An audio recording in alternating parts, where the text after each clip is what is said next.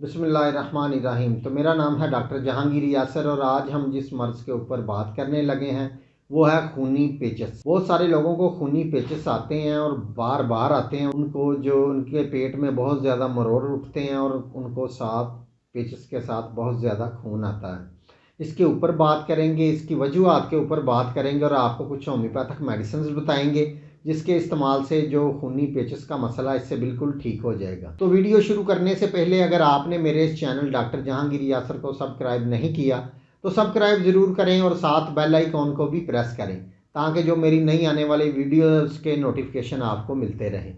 ये आंतों का एक वबाई मर्ज़ होता है जिसका जो जरसूमा है ये शाई गिल्ला कहलाता है। लंबूतरा होता है और बगैर खोल के होता है और ये हरकत नहीं कर सकता और ये मनफी ग्राम डिग्री का होता है। असल में ये जो जरसूमा है इसकी जो वजूहात हैं, ये जो जरसूमा है ये आलूदा ग़िज़ा और पानी के ज़रिए पेट में दाखिल होता है।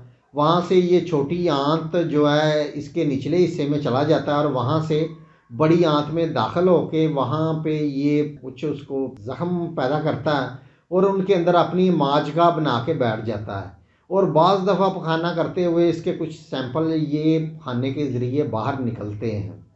तो ये इसकी जो वजूहात हैं, तो अब इसकी कुछ अलामत मैं आपको बताता हूँ।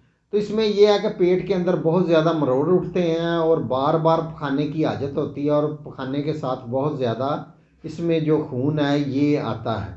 जो उल्टी और जो इसकी मतली की कैफियत बहुत ज़्यादा बढ़ जाती है और जिस्म के अंदर बहुत ज़्यादा कमज़ोरी और पानी की कमी भी वाक़या हो जाती है। तो एक दिन में तकरीबन 50 दफ़ा पेट के अंदर मरोड़ उठते हैं। तो बार बार पखाने की हाजत होती है और जो हाजत है ये ख़त्म होने में नहीं आती और जो इसका जो मरीज़ है ये बहुत ज़्यादा इसमें परेशान हो जाता है। चलते हैं इसके इलाज की तरफ। तो इसके इलाज में जो होम्योपैथिक की पहली मेडिसिन है वो है मरक कौर। मरक कौर ये 30 पोटेंसी के अंदर लेनी है। इस मेडिसिन की जो मेन अलामत है ये है कि जो पेट के अंदर मरोड़ है ये इसकी जो हाजत है ये ख़त्म होने में नहीं आती और पखाने के साथ बहुत ज़्यादा खून आता है और जो मकद वाली जगह है वहाँ पे बहुत ज़्यादा जलन होती है और जो मरीज़ है इसका पखाने के लिए बैठकर बहुत ज़्यादा ज़ोर लगाता है।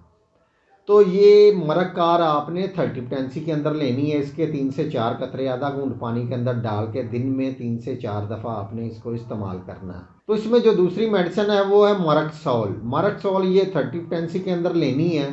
तो इसमें यह है कि जो पखाने की आदत है ये हर वक्त बनी रहती है। पखाना करने से पहले और बाद में भी ऐसा ही महसूस होता है जैसे फिर पखाना आएगा और बहुत ज़्यादा जलन इसमें होती है और बहुत ज़्यादा खून आता है और पखाना करने के बाद बहुत ज़्यादा सर्दी लगती है, इसकी मेन अलामत है। तो ये आपने 30 पोटेंसी के अंदर लेनी है। इसके भी 3 से 4 कतरे आधा घूंट पानी के अंदर डाल के दिन में 3 से 4 दफ़ा आपने इसको इस्तेमाल करना है। तो इसमें जो तीसरी मेडिसिन है वो है नक्स वोमिका। नक्स वोमिका ये 30 पोटेंसी के अंदर लेनी है। तो इसके पखाने के अंदर भी खून आता है लेकिन इसका जो पखाना है ये नामुकम्मल हाजत होती है कि जो मरीज़ है ये पखाने के लिए बहुत ज़्यादा मरोड़ उठता है, ये पखाने के लिए बैठता है लेकिन पखाना नहीं आता। तो इसकी जो चौथी मेडिसिन है वो है नाइट्रिक एसिड। नाइट्रिक एसिड में ये होता है कि जो पेचिश हैं ये बार बार आते हैं और खून आता है इसके साथ और पतले से पतला भी जो पखाना है ये ज़ोर लगा के करना पड़ता है। और जो इसका जो मरीज़ है पखाना करने के बाद जो मकद वाली जगह पे या पेट की तरफ ये दर्द जाता है, उस दर्द को ख़त्म करने के लिए मरीज़ को कम से कम 1.5 से 2 घंटे टहलना पड़ता है। ये इसकी मेन अलामत है। तो नाइट्रिक एसिड 30 पोटेंसी के अंदर लेनी है। इसके भी 3 से 4 कतरे आधा घूंट पानी के अंदर डाल के दिन में आपने 3 से 4 दफ़ा इसको इस्तेमाल करना है। तो ये मेडिसिन आपने अपनी अलामात के हिसाब से इसका इस्तेमाल करना है।